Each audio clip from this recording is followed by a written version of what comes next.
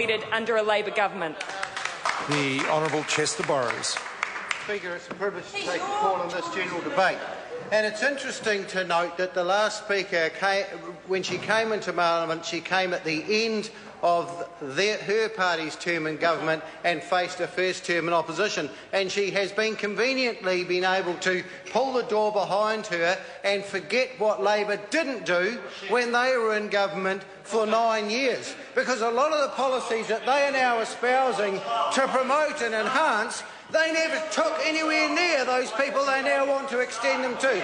So if we want to talk about working for families, and we heard the Green Party talk about this earlier on, it's interesting to note that the Labor Party recently been talking a lot about the Green Party and the sanctimonious way that they are addressing the issues of today, given that they were there, but yet they were there supporting them in government, but they never encouraged them down that track. For instance, to extend working for families to the unemployed. It's something that they are now wanting to do. Now that Labor is promoting in opposition, they never went anywhere near when they were in government and had the opportunity to do it. When Labor left office in November in 2008, we know that inflation was sitting at 5.1%, and now it's about 1%, but apparently that doesn't mean anything, because the only thing apparently that people on this side of the House are interested in is business and tax cuts for our rich mates. And I would put it to them that the only people that they are interested is keeping poor people poor. Because as long as they are poor and dejected, and they're only interested in voting against things that take a community anywhere, and they're only interested in voting for Labor because Labor will never hold them to account for the decisions they make in their day-to-day lives. Labor in government, 9 years, never made a measure for measuring poverty. Now it wants to put a measure at the mean income. Well, as incomes go up, what do you know? With a measure like that, you'll have more people, supposedly, by their measure, living in poverty.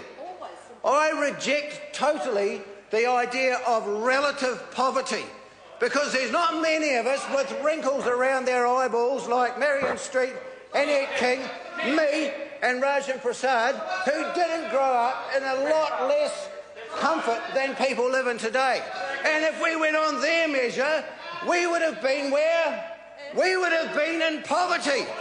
We would have been in poverty if you happened to have the most frequently worn clothes that you're wearing used to belong to your cousin or the neighbour next door, or the groceries that you buy from the supermarket were a hell of a lot fewer with a lot less range and you didn't have the money to spend it, and the veggies you went and got from the garden. Apparently those poor people live in poverty.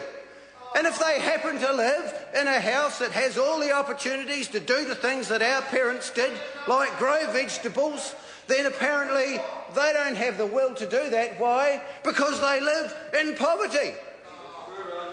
Everybody on this planet knows that it is not what happens to you in life, it is how you respond to it.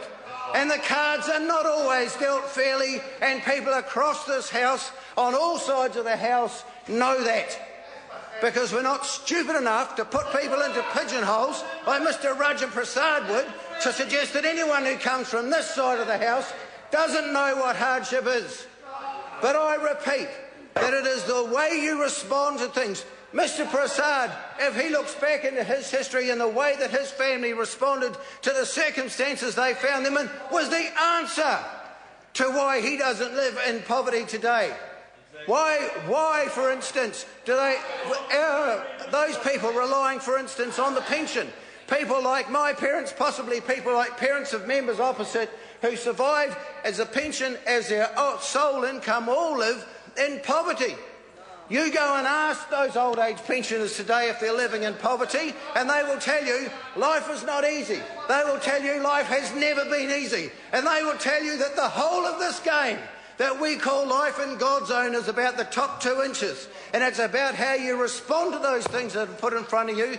It is not about a bleeding heart and claiming that the government needs to pay for everything. And what we know, for instance, is in the time that this government has been in power, the few short years that we've been here and the long time we've yet to come, we will lift those people in real terms out of poverty. The Honourable Marion Street. Thank you, Mr. Speaker.